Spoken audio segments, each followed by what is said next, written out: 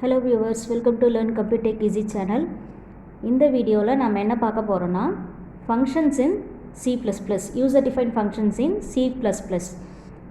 user defined functions அப்படின்னா என்னென்னா நம்ம க்ரியேட் பண்ணுற ஃபங்க்ஷன்ஸ் எல்லாமே நாமளே, அதாவது built-in functions எல்லாமே சிஸ்டமில் அந்த லாங்குவேஜில் இல்லாத ஒரு ஃபங்க்ஷன் நம்மளோட ஓன் பர்பஸ்க்காக நம்ம க்ரியேட் பண்ணுற ஃபங்க்ஷன்ஸ் எல்லாமே user defined functions தான்.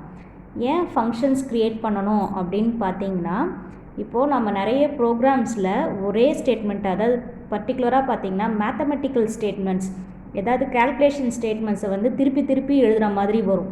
சில ப்ரோக்ராம்ஸில் சில ப்ராஜெக்ட்ஸில் ஒரே ஸ்டேட்மெண்ட்டை ஒரு சிங்கிள் ஸ்டேட்மெண்ட்டே வந்து திருப்பி திருப்பி நம்ம எழுதுகிற மாதிரி இருக்கும். ஏன்னா சில கேல்குலேஷன்ஸ் வந்து அடிக்கடி வரும். அந்த கேல்குலேஷன் ஃபார்முலாஸை என்ன பண்ணுவோன்னா எங்கெங்கெல்லாம் வேணுமோ அங்கெங்கெல்லாம் திருப்பி திருப்பி எழுதுவோம். அந்த மாதிரி எழுதும்போது திருப்பி திருப்பி எழுதுகிற பேர்டன் நம்மளுக்கு இருக்கும். அதை குறைக்கிறதுக்காக அந்த ரிப்பீட்டட் ஸ்டேட்மெண்ட்ஸை ஒரு பர்டிகுலர் ஃபங்க்ஷனாக தனியாக க்ரியேட் பண்ணிட்டோம் அப்படின்னா, எப்பப்பெல்லாம் அந்த ஸ்டேட்மெண்ட்ஸ் தேவைப்படுதோ, அந்த செட் ஆஃப் ஸ்டேட்மெண்ட்ஸ் தேவைப்படுதோ அப்போது அந்த ஃபங்க்ஷனை கால் பண்ணிக்கலாம். அந்த மாதிரி ஒரு ஃபெசிலிட்டிக்காக தான் யூசர் டிஃபைன் ஃபங்க்ஷன்ஸை க்ரியேட் பண்ணுறோம்.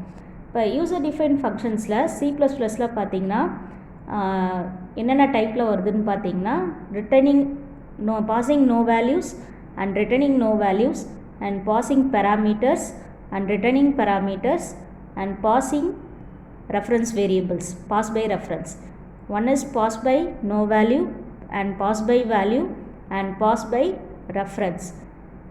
இப்போது இங்கே வந்து நம்ம என்ன பார்க்க போகிறோம், இந்த வீடியோவில் என்ன பார்க்க போகிறோன்னா, ரிட்டர்ன் பண்ணாமல் வேல்யூ எதுவும் பாஸ் பண்ணாமல் பேராமீட்டர்ஸ் பாஸ் பண்ணி எப்படி ஃபங்க்ஷன் எழுதுறது, அதே மாதிரி ஒரு ஃபங்க்ஷனில் பேராமீட்டர்ஸை பாஸ் பண்ணி ஃபங்க்ஷனில் வேல்யூவை எப்படி ரிட்டர்ன் பண்ணுறது அப்படிங்கிறது தான் இப்போது பார்க்க போகிறோம். ஃபஸ்ட்டு ஃபங்க்ஷனை வந்து ரிட்டர்ன் பண்ணாமல் ஃபங்க்ஷனுக்குள்ளேயே அவுட்புட்டை பிரிண்ட் பண்ணுற மாதிரி எப்படி எழுதுறது அப்படின்னு பார்க்க போகிறோம். இப்போது C++ஸை பொறுத்த வரைக்கும் ஒரு ஃபங்க்ஷனை நம்ம எழுத போகிறோன்னா ஃபஸ்ட்டு ஃபங்க்ஷனை டிக்ளேர் பண்ணணும். டிக்ளேர் பண்ணிட்டு தான் அதை நம்ம டிஃபைன் பண்ண முடியும். ஸோ ஃபஸ்ட்டு ஃபங்க்ஷனை டிக்ளேர் பண்ணணும். டிக்ளேர் பண்ணுறது எப்படி பண்ணணும்னா, ஃபஸ்ட்டு அது ரிட்டன் டைப்பை எழுதணும். ஃபங்க்ஷனோட return type, function name, within பேராமீட்டர்ஸில் அதனோட வேல்யூஸ், அதாவது பேராமீட்டர்ஸ், என்னென்ன பேராமீட்டர்ஸ் பாஸ் பண்ண போகிறோமோ அந்த பேராமீட்டர்ஸ். ஓகே, இப்போது நான் வந்து function with return no value, அப்போது ரிட்டர்ன் நோ வேல்யூனா எந்த வேல்யூ ரிட்டர்ன் பண்ணாது, வேல்யூ ரிட்டர்ன் பண்ணாமல் இருக்கும் அப்படின்னா அதுக்கு வாய்டுன்னு நம்ம ஸ்பெசிஃபை பண்ணணும். இப்போது நான் 2 நம்பரை வாங்கி ஆட் பண்ணுற மாதிரி ஒரு ஃபங்க்ஷன் எழுத போகிறேன்.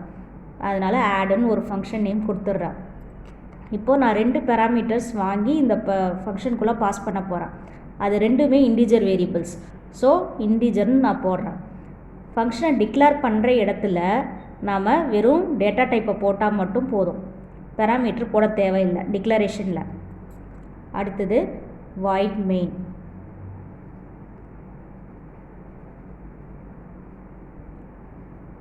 வாய்ட் மெயினில் 2 வேரியபிள் இல்லையா, அதனால் 2 வேரியபிள் கொடுத்துட்றேன். cout, enter the value of a,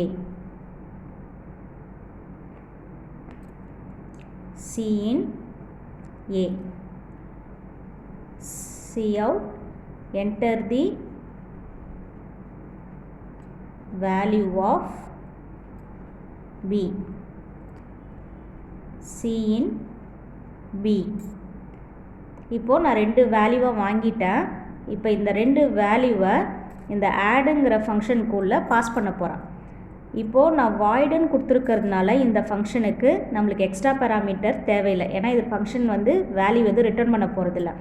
so இதை எப்படி ஃபங்க்ஷனை கால் பண்ணணும் அப்படின்னா, அந்த ஃபங்க்ஷன் நேமு வித்தின் பேராந்தசிஸில் என்னென்ன வேரியபிள்ஸ் பாஸ் பண்ண போகிறோமோ அந்த வேரியபிள்ஸ், இங்கே நான் ஏ அண்ட் பியை பாஸ் பண்ண போகிறேன்.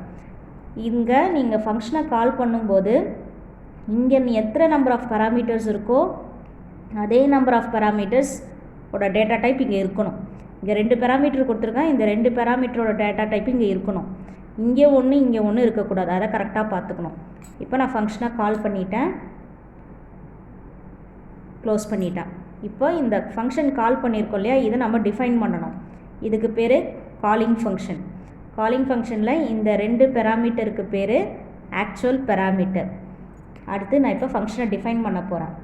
டிஃபைன் பண்ணும்போது data type, function name, within பெராந்தசிஸில் data type, variable.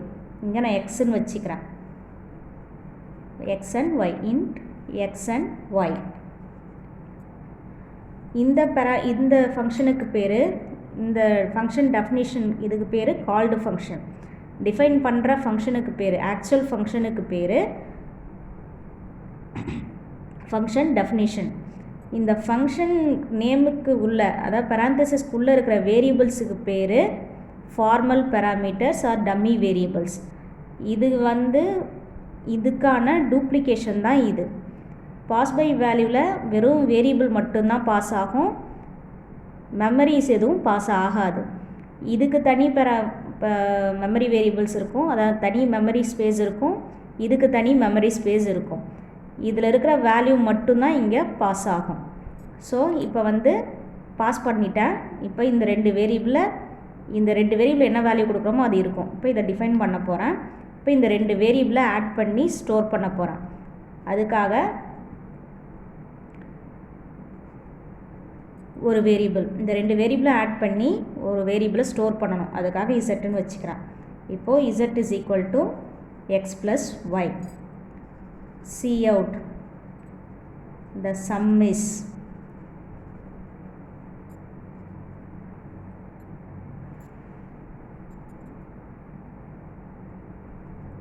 Z. That's all. இப்போ என்ன ஆகுனா, ஃபங்க்ஷனை கம்பைல் பண்ண, அந்த ப்ரோக்ராமை கம்பைல் பண்ணதுக்கப்புறம் ரன் பண்ணும்போது கண்ட்ரோல் வாய்ட் மெயினுக்கு வரும். ஃபஸ்ட்டு இங்கே தான் வரும், டிக்ளேர் பண்ணியிருக்காங்களான்னு பார்த்துட்டு வாய்ட் மெயினுக்குள்ளே வரும். வந்ததுக்கப்புறம் 2 ஸ்டேட்மெண்ட்ஸ், இது ஃபுல்லாக ஸ்டெப் பை ஸ்டெப் வரும். A and Bயை வாங்கும்.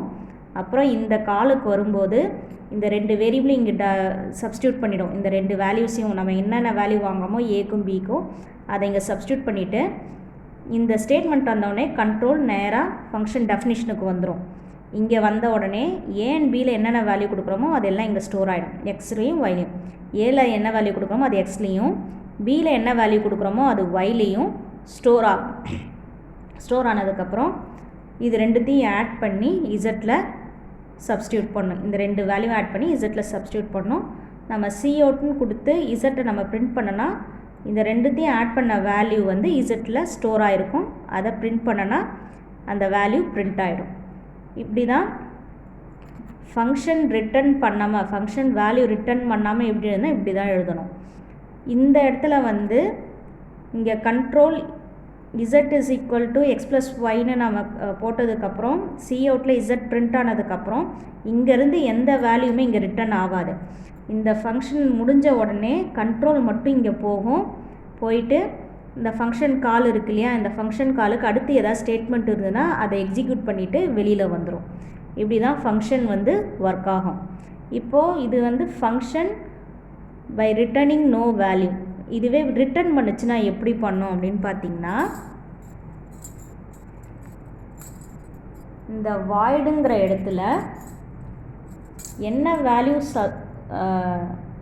ரிட்டர்ன் பண்ண போதோ, என்ன டைப் ஆஃப் வேல்யூ ரிட்டர்ன் பண்ண போதோ அந்த டேட்டா டைப்பை இங்கே போடணும். நான் இங்கே இன்டீஜர் வேல்யூ ரிட்டர்ன் பண்ண போது அதனால் இன்ட்டுன்னு போட்டுட்டு இதை அப்படியே போட்டுடுறேன்.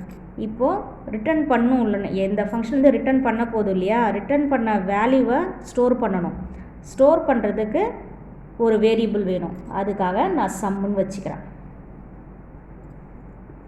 இப்போ sum is equal to add of A comma பின்னு கொடுக்குறேன். இப்போ என்ன ஆகுனா, இந்த கண்ட்ரோல் இங்கே போகும். அதை ரன் பண்ணும்போது இந்த ஸ்டேட்மெண்ட் வரும்போது கண்ட்ரோல் நேராக இங்கே வரும். வந்துட்டு ஏ அண்ட் பியில் என்ன வேல்யூ கொடுத்துருக்கோமோ அது எக்ஸ் அண்ட் ஒயில் சப்ஸ்டியூட் பண்ணிவிட்டு Z is equal to X plus ஒய்னு இருக்கு இல்லையா, இங்கே எக்ஸ் ப்ளஸ் ஒய்யை ஆட் பண்ணிவிட்டு இசட்டில் ஸ்டோர் பண்ணிடும். ஸ்டோர் பண்ணதுக்கப்புறம் இந்த சி அவுட் ஸ்டேட்மெண்ட்டுக்கு பதிலாக ரிட்டன் இசட்டுன்னு கொடுக்கணும். ரிட்டன் இசட்டுன்னு கொடுத்தீங்கன்னா எக்ஸ் ப்ளஸ் ஒயில் என்ன வேல்யூ, எக்ஸ்லையும் ஒய்லையும் என்ன வேல்யூ கொடுக்குறோமோ அதை ஆட் பண்ணி இசட்டில் ஸ்டோர் பண்ணோம். இந்த ரிட்டன் இசட்டுன்னு சொன்ன உடனே இந்த இசட்டில் என்ன வேல்யூ நம்ம கொடுக்குறோமோ அது அப்படியே இங்கே போகும். ஓகே, இங்கே போயிட்டு சம்மில் ஸ்டோர் ஆகிடும். Sum is equal to add of A comma பின்னு கொடுத்துருக்கோம் இல்லையா, இந்த சம்மில் போயிட்டு இசட்டில் என்ன வேல்யூ இருக்கோ அது போய் சம்மில் ஸ்டோர் ஆகிடும். இப்போ இதை நம்ம பிரிண்ட் பண்ணால் தான் சம்மில் என்ன வேல்யூ இருக்குன்னு தெரியும். அதனால் நான் ஒரு சி அவுட் ஸ்டேட்மெண்ட் கொடுக்குறேன். C out the sum is கொடுத்துட்டு சம்மை பிரிண்ட் பண்ணுறோம். இந்த மாதிரி கொடுத்தோன்னா சம்மில் என்ன வேல்யூ இருக்கோ அதை அப்படியே பிரிண்ட் பண்ணிடும். இந்த இதில் பாஸ் பை வேல்யூவில் வெறும் வேரியபிளும், அதாவது வேரியபிள் இருக்கிற வேல்யூ மட்டும்தான் போகும். இந்த வேரியபிளே போகாது, அதாவது இந்த வேரியபிளோட மெமரி ஸ்பேஸே போகாது. இதுக்கும் சம்மந்தமே கிடையாது. இங்கே வந்து நம்ம என்ன வேல்யூ கொடுக்குறோமோ அது இங்கே சப்ஸ்டியூட் ஆகிடும். சப்ஸ்டியூட் ஆகி இங்கே ஒர்க் ஆகும். இங்கே வந்து ஃபங்க்ஷன் எல்லாத்தையும் பண்ணிவிட்டு ரிட்டன் போகும். இந்த இசட்டு மட்டும்தான் ரிட்டன் ஆகும். சப்போஸ் இந்த வேரியபிளில் இந்த இடத்துல ஏதாவது நம்ம சேஞ்சஸ் பண்ணோன்னா அது இங்கே அஃபெக்ட் ஆகாது. இதுவும் தனித்தனியாக தான் இருக்கும். பாஸ் பை வேல்யூவில், பாஸ் பை ரெஃபரன்ஸில் இது ரெண்டும் ஒரே மெமரி ஸ்பேஸை ஷேர் பண்ணும். பாஸ் பை வேல்யூவில் இதுக்கு தனி மெமரி ஸ்பேஸ் இருக்கும், இதுக்கு தனி மெமரி ஸ்பேஸ் இருக்கும். இதுக்கு பேர் ஆக்சுவல் பேராமீட்டர், இதுக்கு பேர் ஃபார்மல் பேராமீட்டர்ஸ். ஆக்சுவல் பேராமீட்டர்ஸ்க்குன்னு தனி மெமரி ஸ்பேஸ் வச்சுருக்கோம், ஃபார்மல் பேராமீட்டர்ஸ்க்குன்னு தனி மெமரி ஸ்பேஸ் இருக்கும் பாஸ் பை வேல்யூவில். அடுத்து நம்ம பாஸ் பை ரெஃபரன்ஸ் அடுத்த வீடியோவில் பார்ப்போம். அப்போது உங்களுக்கு அதனோட டிஃப்ரென்ஸ் தெரியும். பாஸ் பை வேல்யூக்கும் பாஸ் பை ரெஃபரன்ஸுக்கும் என்ன டிஃப்ரென்ஸுங்கிறது அடுத்த வீடியோவில் நான் உங்களுக்கு எக்ஸ்பிளைன் பண்ணுறேன். இந்த வீடியோ உங்களுக்கு பிடிச்சிருந்ததுன்னா லைக் பண்ணுங்கள், ஷேர் பண்ணுங்கள். லேர்ன் கம்ப்யூட்டர் டெக் ஈஸி சேனலை சப்ஸ்கிரைப் பண்ணுங்கள். இந்த வீடியோவில் உங்களுக்கு எதாவது டவுட் இருந்ததுன்னா கமெண்ட் செக்ஷனில் கமெண்ட் பண்ணுங்கள். தேங்க்யூ.